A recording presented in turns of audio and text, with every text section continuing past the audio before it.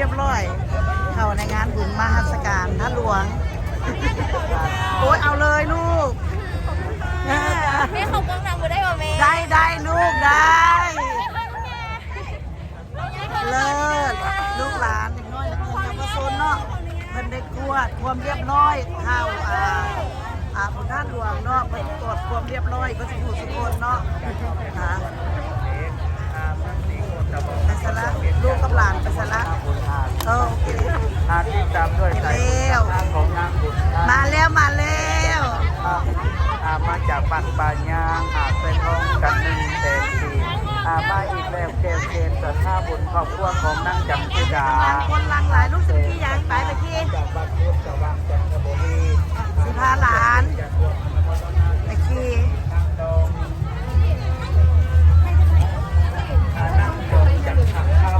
นั่งเลยรู้เป็นคือเด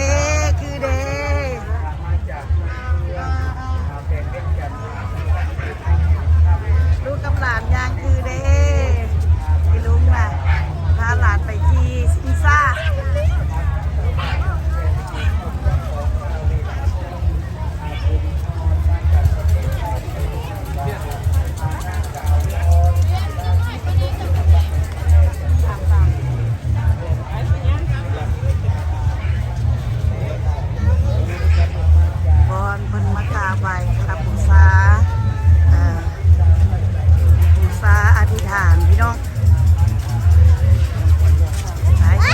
มาดิมาโดนแล้วบ่นี่ได้พาหลานมาอันขี้อันนั้นแล้วก็ยิงตุ๊กตาเปิ้ลกินเนี่ยโอ้ยหลานว่าเย็นลุงบนกระบูหายางตะลักสะเอ็ดอยู่ลักสะเอ็ดเจ้าก็งงหายางเลยขี่ซิงซ่าเลยโอ้ยคิดงอกก็จะไปขี่ซิงซ่าดิลุงจะไปขึ้นไปขี่กับลุงบ่ไปน้ำกันเด้อขอมาเอาน้ำเด้อไปขี่บนตัวใหญ่สูงโคตร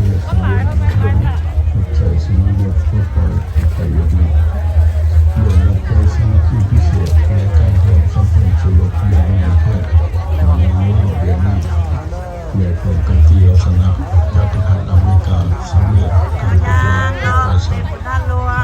สร้างคุณประโยชน์เข้าสู่สังกัดไทยสังกัดแห่งสันติภาพเอกราชประชาธิปไตยเอกภาพและวัฒนธรรมประชาสัมพันธ์หา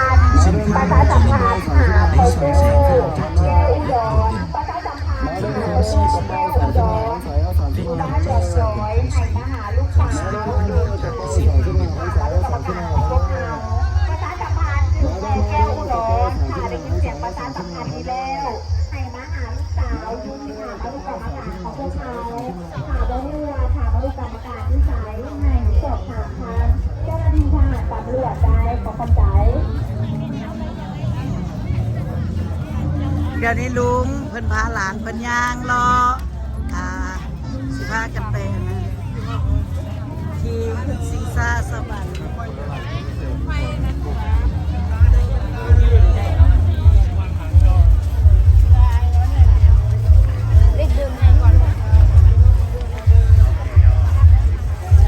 มานี้จะเป็นมือที่4ลูกก็เป็นมือที่3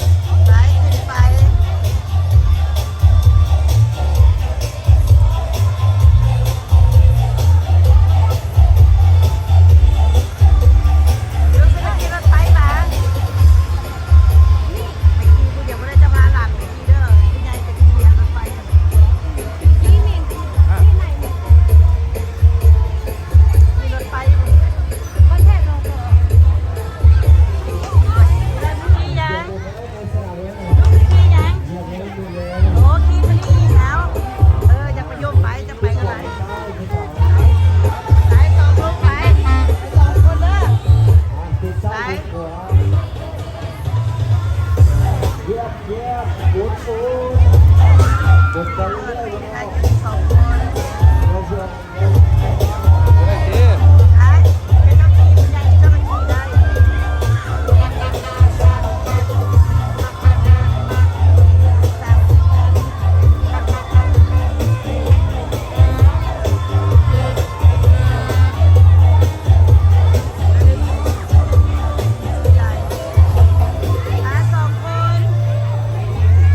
2 คนมาอีกแล้ว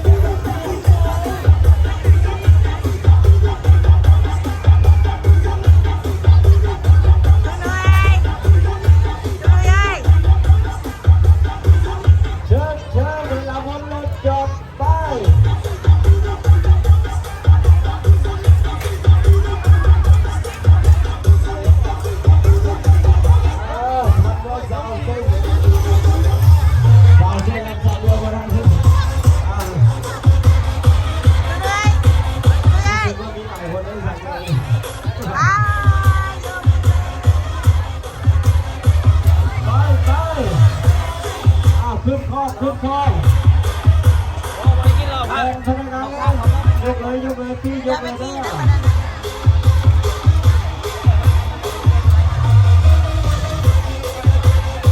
เอา3-2เหยียบคันเร่งขอมือเด้อคันเร่งขอมือเด้อเหยียบแล้วมือเอาติดขอมือซ้ายติดซ้ายมือขวากันทุกคนเนาะ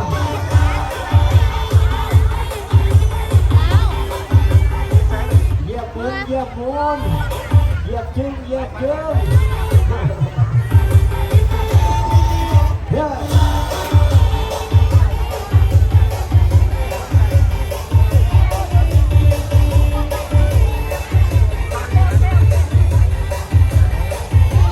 ติดขวามือซ้ายติดซ้ายมือขวา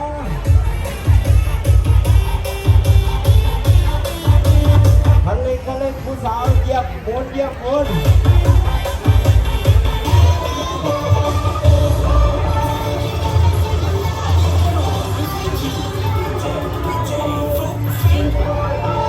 บอกมีซื้อน้ำผมอะไรเนาะเอา1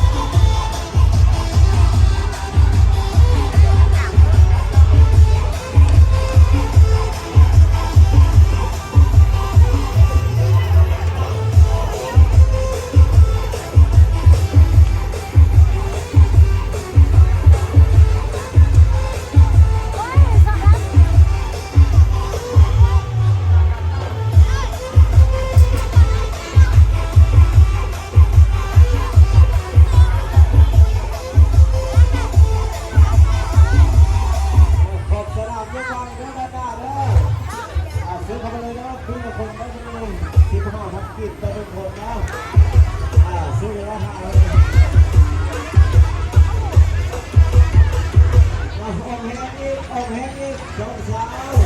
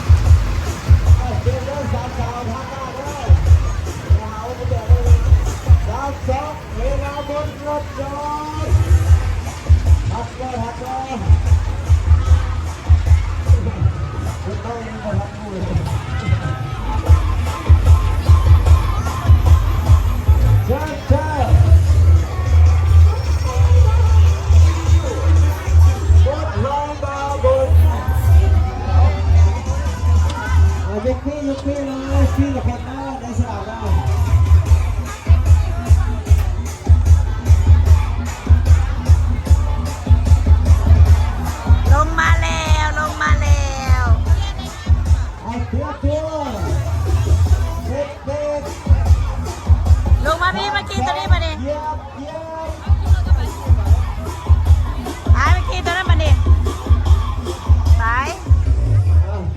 ไปขี้ทางหน้ามาดู เราติดซ้ายบนขวา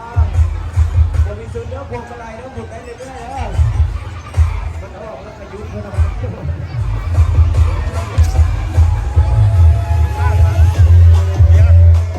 เฮ้ย แล้วเมื่อกี้ทางหน้ามันจะไป ยิงแล้วคุณสาวต้องหมุนนี่คุณเอง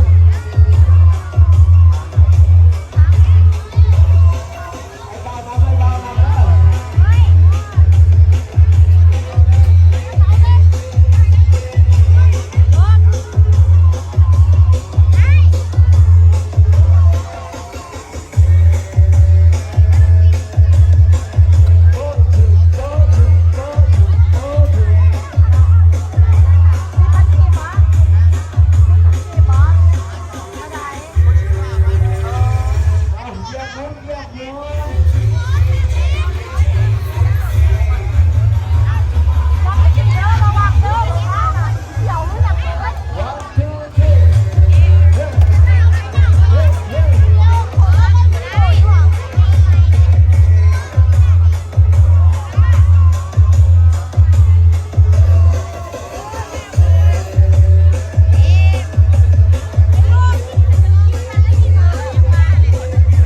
2 คนบนข้างหน้า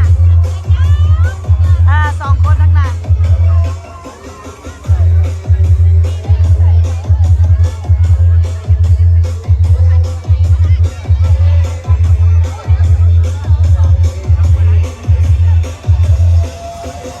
สู้กันไปนี่นาทีเจนะไอ้หมุนไปเฮ้ยเฮ้ย นะจ่ายแล้ว ขึ้นครับขึ้นมาขึ้นมา เดี๋ยวเราขึ้นดอนน้ำเบิร์น เอาอีก นะอย่าไม่จะดอนไปค่ะ ภาษาไปเด้อเดี๋ยวออกกัน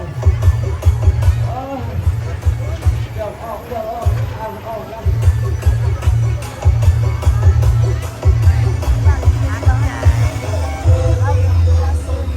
เอาเสื้อมาได้ความสลาดเลย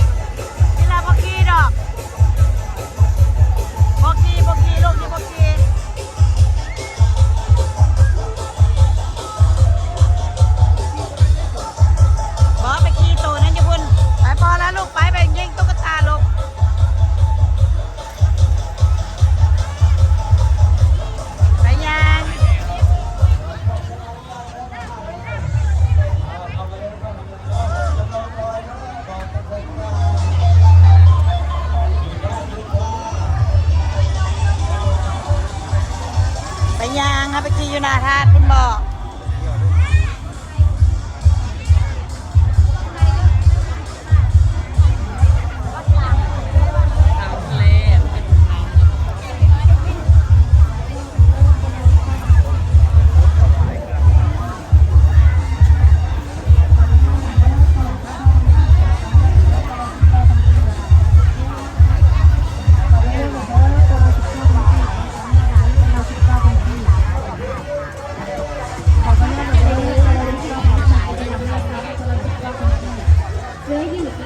มาพี่ลูกมาพี่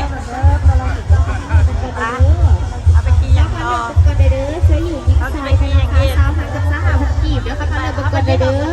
ตุ๊กตาเนาะมาดิ เสื้อ เนาะ อยู่ยิงซ้ายในราคา โอ 3,000 เค กับ ค่ะ 3,000 มาลุงออกห้องน้ำก่อน กันเด้อ มาลุงออกห้องน้ำก่อน เสื้ออยู่แต่ละ3,000 3,000 ลุงออกห้องน้ เสื้ออยู่แต่ละ3,000 3,000กีบเดี๋ยวเขามาเลือกกันเด้อเขากันเด้อเสื้ออยู่แต่ละ3,000 3,000กีบเด้อเสื้อยืดแต่ละ3,000 3,000กีบเดี๋ยวเขามาเลือกกันเด้อเขามาเลือกกันเด้อเสื้อยืดยิงซ้ายในราคา3,000กับ3,000กีบเด้อ